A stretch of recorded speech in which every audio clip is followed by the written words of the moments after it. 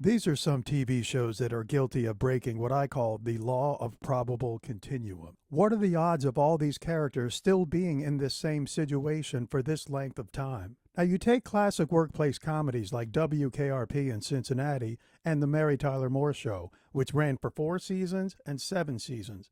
Now, although they tend to get on each other's nerves from time to time, there's still an underlying theme of camaraderie and a dysfunctional family. So it makes sense why they would be together.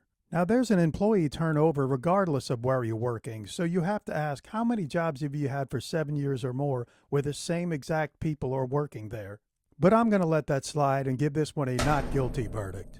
Whereas in the case of a modern workplace comedy like The Office, these characters don't seem to like each other at all, and they definitely can't stand their boss, which begs the question, why would they still be working there? We know the real answer is so the show can happen. And I know some of the characters left and then they came back, but if you're willing to compare this hypothetically to reality for 1 minute, I'm going to say guilty. Now, one of the biggest offenders on this list is the show House. Now, I really loved this show in the beginning, but it quickly became one of the biggest rule breakers because what are the odds of this guy still working there? He would have been fired a long time ago.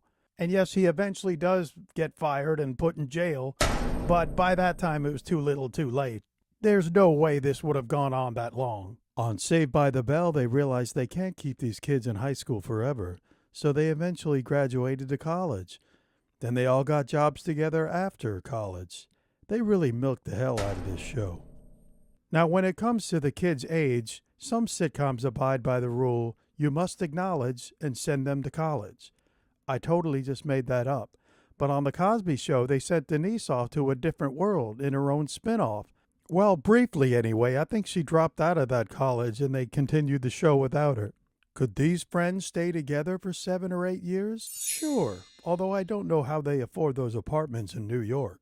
Now, Seinfeld could have run on indefinitely because although we love this group of misfits, no one else in their world could stand them. They had no choice but to be together.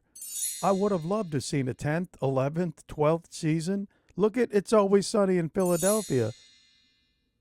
On How I Met Your Mother, Marshall and Lily had a baby, and you thought they probably wouldn't be hanging out in a bar anymore. Oh, but they did, and we rarely saw that baby. Also, why would Barney and Ted still be friends after Barney hooked up with the woman that Ted was in love with? Possible shark jump there in this series. So what do you guys think? Do you agree with my guilty or not guilty verdicts of the law of probable continuum?